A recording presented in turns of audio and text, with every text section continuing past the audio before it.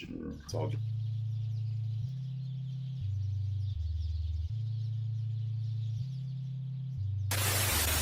But there have been a lot of negotiations in this room and in this area right here.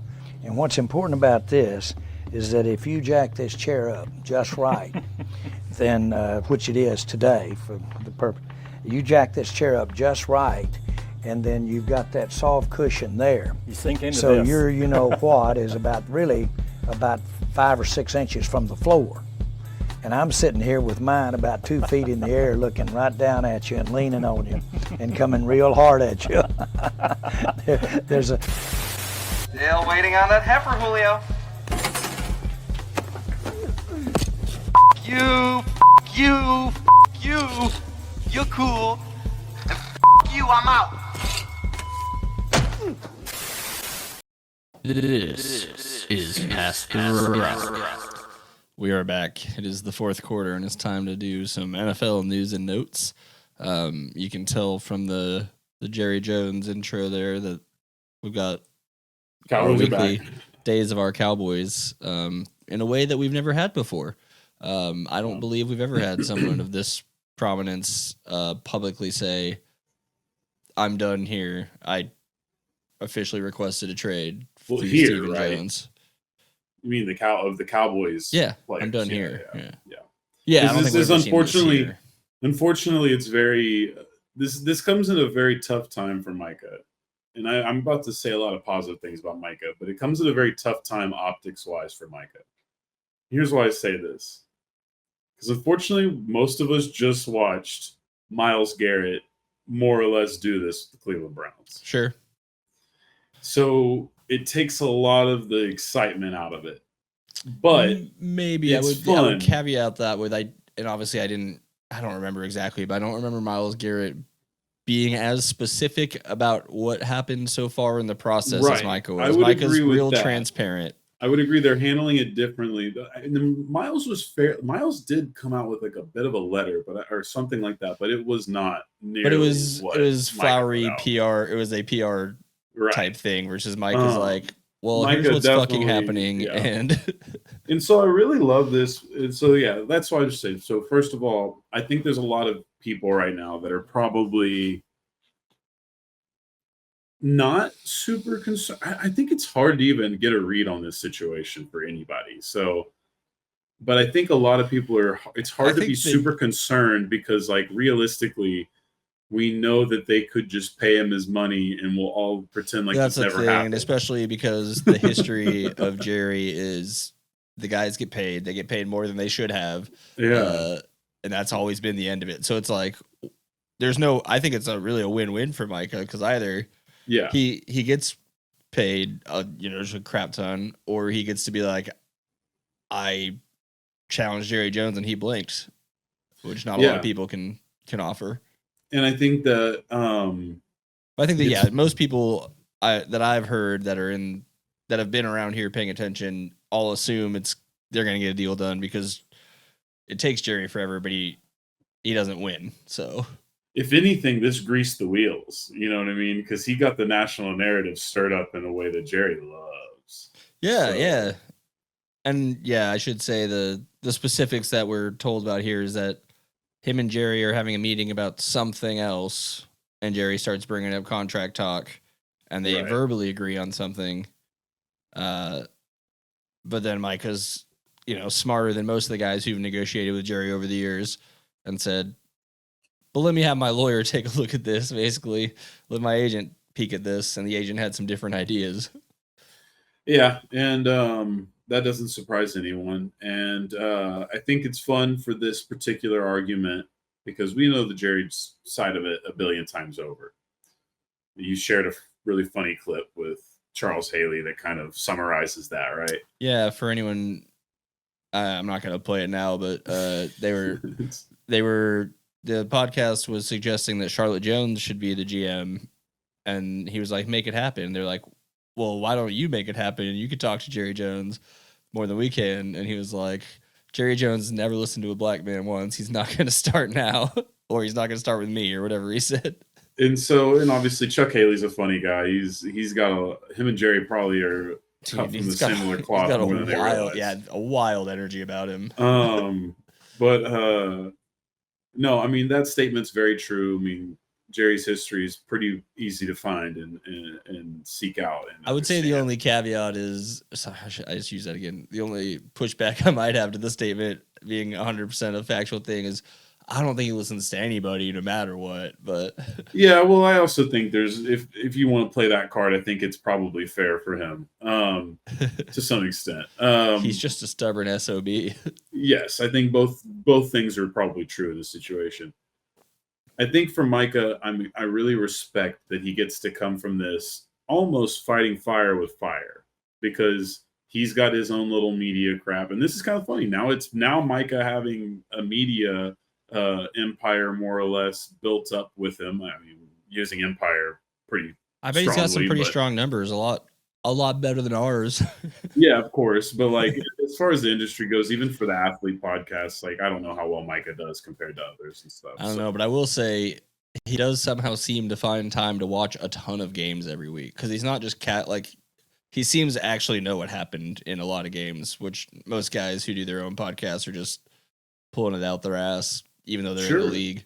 Sure. No, I completely agree. I think with him, I think he's a really talented player. I think he really does I think he really does the work, and I think he's learning to get better with the media thing so he can continue to do it throughout his career and after, which is smart. You know what I thought about clipping and didn't was from Star Wars Episode 4: New Hope when Darth Vader starts telling Obi-Wan, he's like, "You were once the master." Yeah, no, Micah Parsons is definitely playing. Learned it from watching you, Dad. Is really playing with the master at his own game right now, so I appreciate that. And good luck to him. I think he'll probably get paid, and if he gets traded, then I think that's a pretty big deal for sure. Yeah, and I don't know what that market looks like for a guy is only 1 year. You might be able to sign later. I'm not sure. But yeah, I mean, I think the funniest stuff that's come out of this is a ton of the players have basically publicly supported everything he said there. Right, yeah. Of course, there's been a lot of players since. And then you got Jerry, for some reason, brings up Des Bryant in one of his answers to this, and Des is like, "Jerry, you don't want to start this." He's like, I got so much I could say about you. I told you Jerry has not necessarily been as much as the GM in role as he has been spokesman. Yeah, and that's fine. I think he is with these guys though. With this level of guy, he is the one that they all might say, have a little more role. I think it was DeMarcus Lawrence who was like, "Let me talk to your daddy," to Steven. Yes, but I still think even back then that probably was more of a sign of that time than compared to nowadays with Steven having as much power as he's had for as long as he has. But I think now spokesman Jerry is starting to frankly just show signs of age. Like he's always been sort of getting crabbier. Everyone knows the training camp press conference, he's probably going to cuss a few times. Not a big deal. Some weird old man cussing. But the slippage as far as the way he doesn't mince the words with some of these things, it does get me a little bit interested to see if maybe we don't have one big Jerry fuck up left in store for us before he kicks the bucket. I was trying to see which player actually said that, and I can't find it. Anyways, but it's exactly what Jerry wants. I think as long as Micah ends up signing there, then this will all have been worth it. He's not going to feel shame or anything for being bad at business. Even though, I guess he's successful in his other. Good. Well, whatever. Well, but here's the thing, though. Again, the valuation, it's number one. So he plays. Yeah, right. He pays the player what more than the player's worth, but he's not going to pay the whole roster more than what it's worth. Therefore, he doesn't have to have this issue, right? So for Micah Parsons to be here, he can't take Terrence Steele next year. You know what I mean? Even if Terrence Steele has a bounce back season, it's going to be like, you know what I mean? No, yeah, it's just another. DeMarcus got cut because of this. And the way, obviously we got to listen because Micah's the only one who's going to actually. The Cowboys are probably not going to come out and be like, give us transcripts and details of everything. But Micah has basically said, I was ready to sign for less earlier, and they didn't want to do that. Yep. Which is a common theme. And that I believe 100%, because I don't think they see the value in. I think the way they do their books is probably indicative. They don't even know that there are other years beyond the one that they're in, or they choose not to do business that way for some other purpose, which may probably be, on all likelihood, to continue to keep the valuation in the business as high as it is, and not actually have to compete for like long term. I don't think that there's that much money to be made in winning Super Bowls to them. I think that's an objectively poor take, but not for you. Just for them to think that way. I don't think they do. I don't think the Chicago Bulls do. I think some of these franchises realize that once they've attained a certain level of notoriety, that they sort of can just walk on that for a long time. I would be interested, obviously, in talking to I already forgot his name, the guy who just bought the Lakers, the guy who owns the Dodgers. Yeah. And what increases he sees in revenue on championship merch stuff. Because can you imagine the international sales the Cowboys would see if they won something? Bulls not as much, but I think they would be better. I think the Cowboys would have stayed a stronghold in America like they were in the 90s had they not had such an abysmal fall from grace and then just rise to slightly above average. They win a lot of regular season games, yeah. Like, you know what I mean? So, like, this is just not... But, I mean, that's what I feel like someone in that business is smart enough to know that if we did win, we'd make a bunch more money. I just don't think they have the right people in place to win. I think complacency is a funny bitch. And I think I've also never had... I'm just assuming this level of greed that maybe they don't actually have because they're happy with where they're at. They don't know any better. Like, it's like Stockholm syndrome to some extent. But we'll see, man. Maybe Jerry, like I said, there's always this funny reality that whenever Jerry dies, that the kids just fucking deuce. They all dip out. We never wanted this anyway. Fuck you, Dad. It's not right. It's not likely, but trust me, that would be my funny reality. You could say we've seen cracks as recently as a few months ago with Charlotte just dogging on Jerry Jr. in a press conference, like basically being like he's the dumb one. But that's if you've ever seen which they didn't used to do. If you've ever seen Succession, Jerry Jr. is his job is to be the butt of the joke, like the older son in that one is. Yeah, my only things I know about it are from the fake Jerry bits they do on the ticket in the morning. Where oftentimes it's Jerry driving his kids to school and they're like, aren't they like 52 and 68? He's like, yeah, going to kindergarten. Oh, God. Yeah. What else happened in football this week? Dallas Cowboys. Yeah, I got it. I don't really even know if there's anything else that's interesting from camp. Injuries have kind of happened. The Browns added another quarterback to their 8-man quarterback room. The Browns have named Shedeur They did fourth. He was listed as fourth. And then now he's the starter for their first preseason game because of injuries. It's an interesting time. So they've got 8 quarterbacks and not a single NFL starter in there. Shedeur could be. I don't know.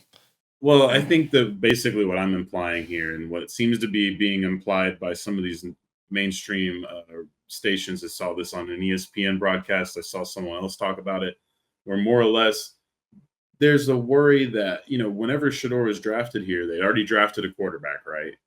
That had already happened in the draft, right? And then they had already, basically had figured out that they had to move on from the Deshaun Watson thing. Kenny Pickett is not a serious person, but they thought, you could see where maybe a team would take a flyer on Kenny Pickett for a year while they're figuring. If you don't have an established starter, or you just want a good guy in the room, he's a Super Bowl champion. What do you mean? I'm sure I think all backup quarterbacks are probably good guys to have in the room, unless they're aspiring to try to actually be a starter. Well, I would assume Kenny probably would, but yeah. So he might be old enough to be like, I know my role. There seems to be a lot of people calling bullshit on the Browns right now, and I know, shocker, the Browns are setting a dickhead precedent. What's the thought or the theory here? The theory here is that they more or less are trying to have Shedeur bomb his audition with the way that this has been done. Because remember, whenever he was picked, there was like an owner. I could see No, by that. starting him without actually repping him with the teams that he'll be playing with. So he's Maybe not like he's I basically going to be starting, but I guess I don't know how quickly they're actually going to rep him into that. well, it's just they also. I mean, they took him at the very end of the draft, right? Basically, No, I know it, and the only so it's reason like he's starting is because Dylan yeah. So Gabriel's hurt. So it kind of gives you this that would make sense plausible deniability. as to why he couldn't have gotten reps before, but now he's gonna have to. It's not like all those guys are healthy and then they're like, oh, we're gonna let Shador start. I trust me. I am not going to follow this story enough to know, but I'm excited that we're constantly concerned about where Shador is on the depth chart. I do like that he, and who knows, it's obviously tough to tell with them, but when he's saying he told his dad not to come to camp because he's like, I got to do something on my own. And I was like, all right, even if you don't mean it, at least you're presenting it well. Yeah, I mean, I think that he understands that he has to distance himself to some extent from this narrative, and I do think, yeah, and I wonder, and I doubt Dion planned it this way. I don't know how he could have, but I think having Travis Hunter be a bigger deal than him football wise was probably actually very good for him football wise. yeah, I mean, probably. I think Shador probably would have not had such a bad draft had there been just a slight touch of humility and maybe not just from And yeah, we don't know his side. we don't But know how just those interviews went. no, but I meant more of the. I think that it's similar to the Luca thing where it's like I know it's about eating right and working out, but it's also like the bitching to the refs feels like part of a larger like continuation of the larger problem. For Shador, a lot of the antics and the stuff that he prioritizes and some of the stuff that he's not good at on film objectively in basketball, similar to Luca being bad on defense or poor with his communication, they're objectively bleeding into like they feel like they bleed into each other, and I think that's what people got scared of. Is even if the interviews didn't go poorly, like even without the interviews, you see someone who's got a lot of talent, like literally all the talent you kind of want. I mean, he's But other accurate than the as hell. arm strength, He's his arm accurate as strength hell. is Yeah, fine. yeah. But yeah, He's he's accurate as hell. incredible mobile quarterback prospect. But fundamentally, it's a lot like Robert Griffin, where it's almost careless or it's just not fundamental like it should be. And so I think all of those things compounded for him. I still think Shador is a talented player, and he's probably the starter for this team for most of the season, if I have to guess, because it's not a good team. Probably. I don't know where Flacco's injury. I guess I don't know. It's a funny because damn, they do still have a lot of talent, but It's a weird room, dude. but I'm not talking about the quarterback room. I'm just talking about what the Browns should even be expecting out of themselves in all of this. Let's see what ESPN has it listed as right now. But Flacco, I think Shador's a good Pickett, talent. Gabriel, Sanders, and they added Tyler Huntley today because of the injuries. Right. And they do still have Deshaun Watson on the team. But he's 100% not playing this year. No. 100% not playing. Maybe never again. But I wouldn't think he would ever suit up for the Browns again.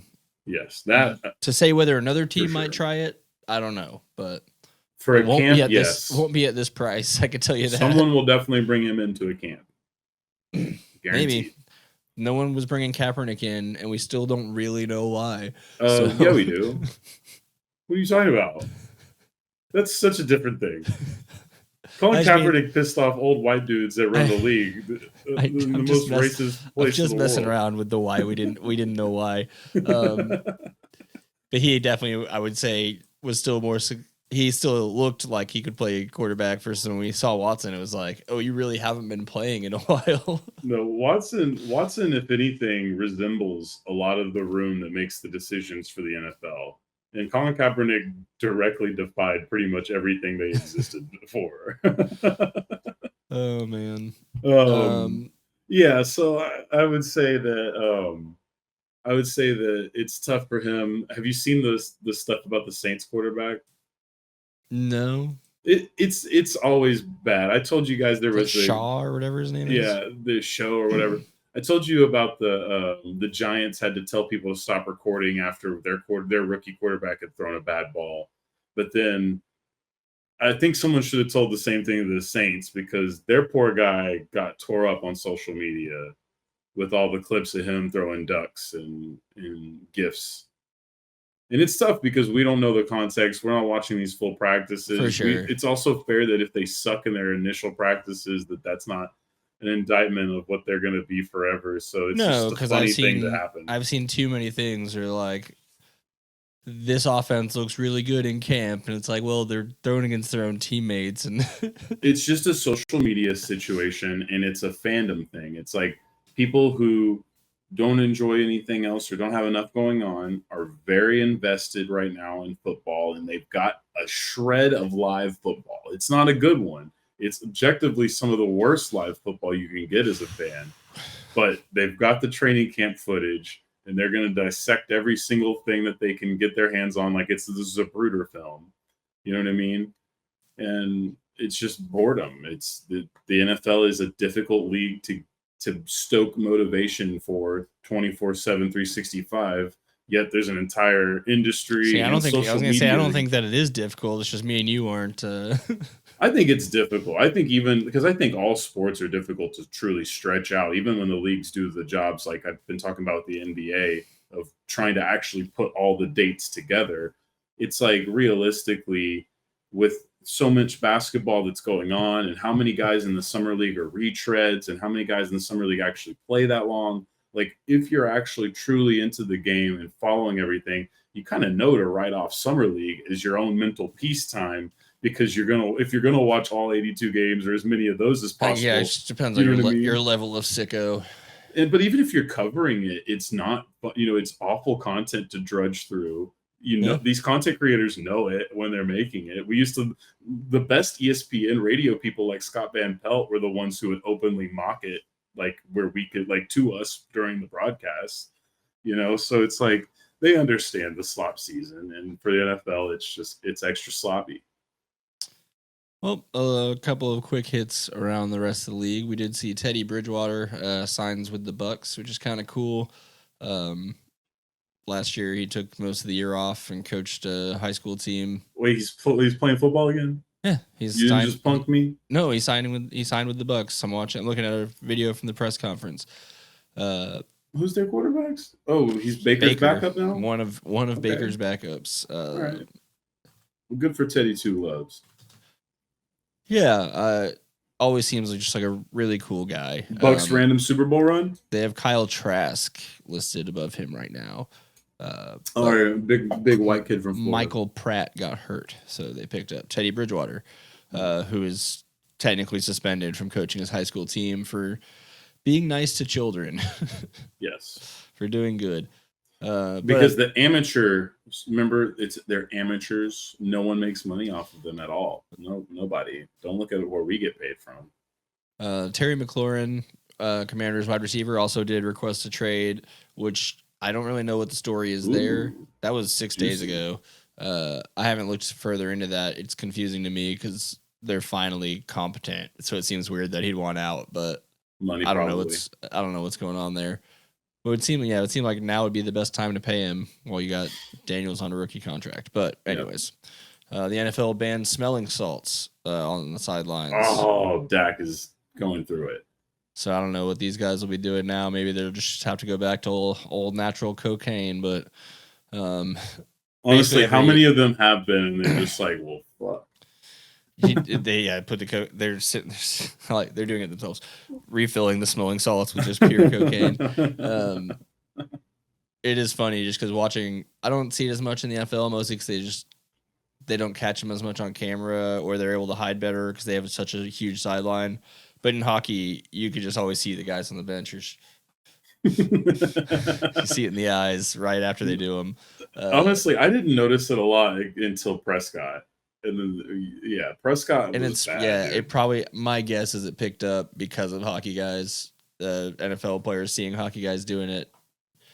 And they're not taking that out of hockey. I think the league would riot.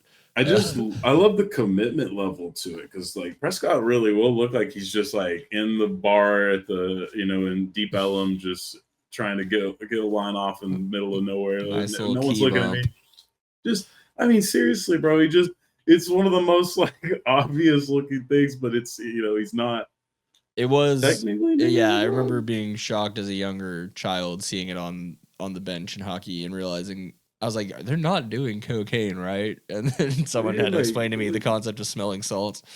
which didn't exactly make me feel more comfortable or confident, but I No, I don't know if understood it's what they were better or saying. worse, but Yeah, I don't know. I there's use like probably a some peppermint damage. stuff whenever There's, my nose is stopped up, but this is a different thing, you know. It's not yeah, Vicks. yeah. There's gonna be some more creative sideline attempts to get jacked up coming up soon in the NFL. Steroid leagues coming I soon. I didn't want to get too far into the President's Council on Sports, Fitness, and Nutrition because I don't even know what to So they think. brought, you mean bringing the president's test back? Well, they made a whole council and they invited Right, current and retired players on it, right. and And wrestlers. probably I don't know. Yeah, Triple H was That Triple H makes had to sense. sit there through some awkward questioning from the press, and it was kind of fucking hilarious. I'm not gonna Like it lie. was originally reported that Saquon Barkley was in it, and then he said he declined it, and then Tony Romo's Not part bad of it. publicity. Tony Romo's in it. Yeah, that's fine. Oh, There's yeah, a of bunch of course. there's a few hockey players in there. I don't really. It's a weird thing. I don't know what you're supposed to do. Like say, I guess say no might be the right thing, but at the same time, it's like I can understand why you would. If you are someone who's like, I want to Yeah. do good, this is a chance to do that, even with all the background of whatever else is happening here. So Well, yeah. I mean, it's a a lot of these are non-story also, story. there's a common denominator here that makes it very easy. It's called wealth. Yes. And if you're wealthy, even if you have some social quarrels, you're very excited about the goon squad in charge right now. You're actually a little giddy about it. You're thinking about another summer home or, you know, liposuction.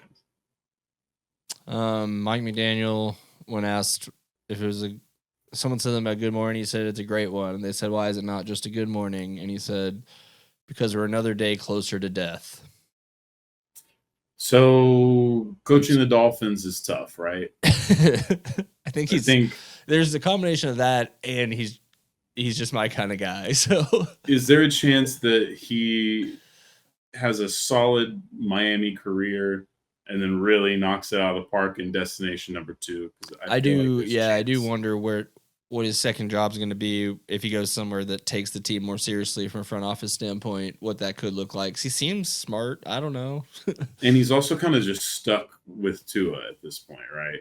That's a tough one. I'm sure if he fought hard enough, he might have been able to do something earlier, but it's too late No, now. this year he has the chance, but the problem is his backup. What is his alternative is Quinn Ewers. Come on now. You don't need to catch these strays.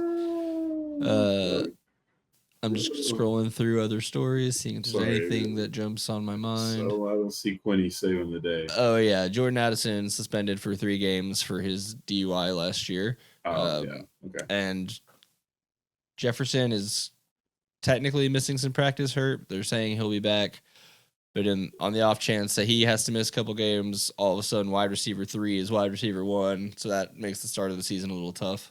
How's the NFL doing overall on big ones? Like, has there been any Nothing. season enders There's nothing yet? listed here. Not in the last week, and if there were before that, I already forgot. That's good. But we haven't No, I don't played any think real so. preseason games yet, so No, but even camp and shit, there's plenty of chances. that's usually your non-contacts, I think. So that's good. I mean, I know we've seen some scares with, I think Fields had a scare and whatnot, but at this point, 2 days after saying it's important to show up for team stretch, Tyreek Hill misses it.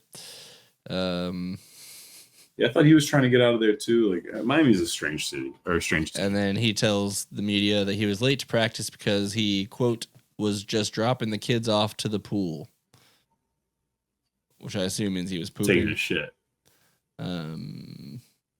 Small trade. He might be taking his kids off. Broncos traded Noah Fant to Seattle as part of the Russell Wilson trade. Huh? Okay, sorry. Former Broncos first-round pick Noah Fant, sent to Seattle as part of the Russell Wilson trade, is expected to sign with the Bengals. That is not a trade. Gotcha. I just don't know how to read. Got you. It's like, what? Damn, that's crazy. And Mike Vrabel asked Drake May how many touchdowns you guys scored last year, and then he said the answer's not enough. that's true. Yeah. Patriots were god awful last year. And totally in line with everything about who he is. Dan Campbell not pleased with Lions' performance in Hall of Fame game loss. Performative. We're over Dan Campbell now. I'm on your side with the anti-Lion stuff. I've been tricked. I've been fooled.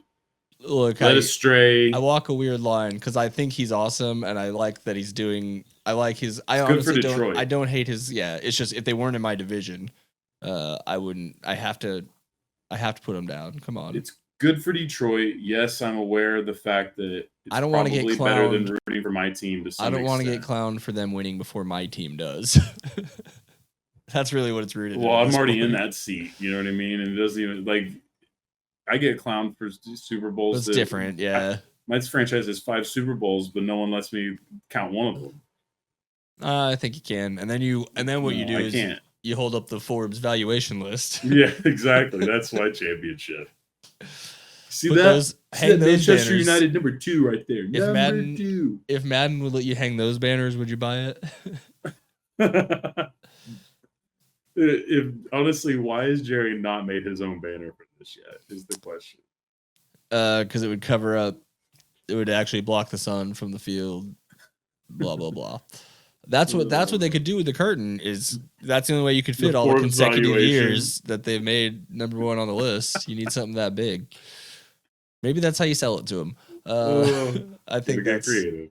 that's probably good here. We'll be back next week. Fight Club will be back next week. We'll have 4 fights. We'll get through the Elite 8 and into the Final 4 once Caesar comes back so he can break quorum or create a quorum or whatever it is. Quorum will be had. A quorum will be had Some by people all. in Texas will be having quorum. Uh, And if he doesn't, we're sending the lawmakers out. We're sending the law enforcement after him. yeah, we're going to force his Fight Club votes out of him. You know who he's going to be cellmates with? He's going to be cellmates with someone in Bryan, Texas, okay? Look that one up.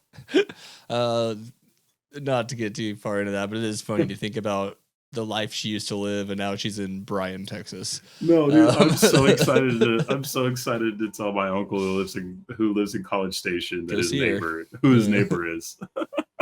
See if you can set up a visit. You know how MAGA that fucking city is that they just get. I That's do. that's their I do know. neighbor. That's their neighbor, man. Life is a funny, ironic bitch. Yeah. Yeah, we're gonna peter out here because I'm just biting my tongue a little bit. So with that, we'll be done for this week. Thanks for tuning in, me tomorrow, and I'm listening to this, and whoever else. And Tune in. see you Algorithm. next week. Peter Thiel. This is Past the Rock.